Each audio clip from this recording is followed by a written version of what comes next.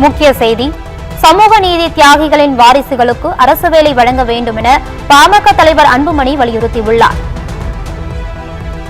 வன்னியர் இடஒதுக்கீடு போராட்டத்தில் சுட்டுக் கொல்லப்பட்டோர் வாரிசுகளுக்கு அரசு வேலை வழங்க வேண்டும் என அன்புமணி வலியுறுத்தியுள்ளார். சமூக நீதி தியாகிகளின் வாரிசுகளுக்கு அரசு வேலை வழங்க வேண்டும் என்று பாமக தலைவர் அன்புமணி கேட்டுக் கொண்டுள்ளார்.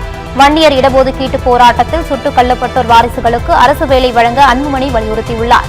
கரூர் நெரிசலில் இறந்தோர் குடும்பங்களுக்கு அரசு வேலை வழங்கியது வரவேற்கத்தக்கது என்றும் அன்புமணி தெரிவித்துள்ளார். பல்வேறு காலகட்டங்களில் பாதிக்கப்பட்ட அனைவருக்கும் உதவிகள் வழங்கப்பட வேண்டும் என்று அன்புமணி கேட்டுக் கொண்டுள்ளார். சமூக நீதி தியாகிகளின் வாரிசுகளுக்கு அரசு வேலை வழங்க வேண்டும் என்று பாமக தலைவர் அன்புமணி கேட்டுக் கொண்டுள்ளார்.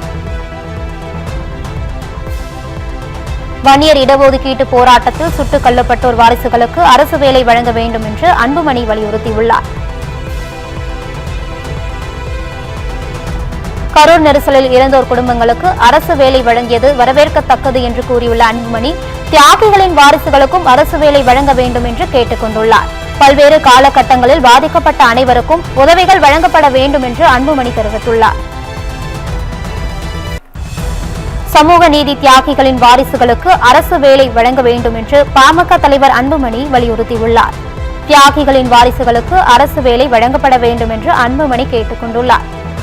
வன்னியர் இடஒதுக்கீட்டு போராட்டத்தில் சுட்டுக் கொல்லப்பட்டோர் வாரிசுகளுக்கு அரசு வேலை வழங்க அன்புமணி வலியுறுத்தியுள்ளார்.